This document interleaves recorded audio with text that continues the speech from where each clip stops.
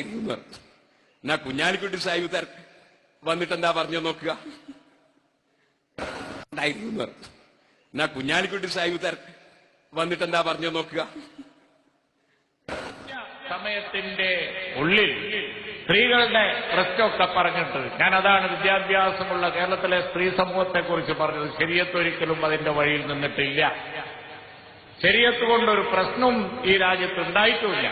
പ്രശ്നം വേറെ പലതുണ്ട് ഇന്ത്യ രാജ്യത്ത്.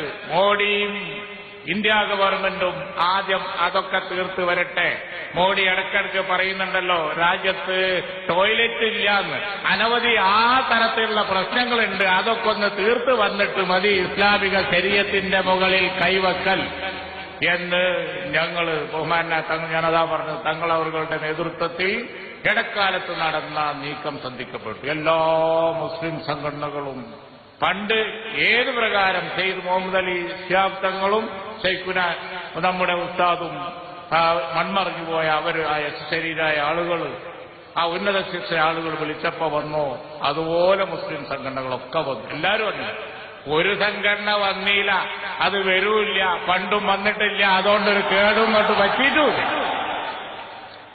അതുകൊണ്ടൊരു കേടും പണ്ടും പറ്റിയിട്ടില്ല, ഇപ്പോഴും പറ്റൂല.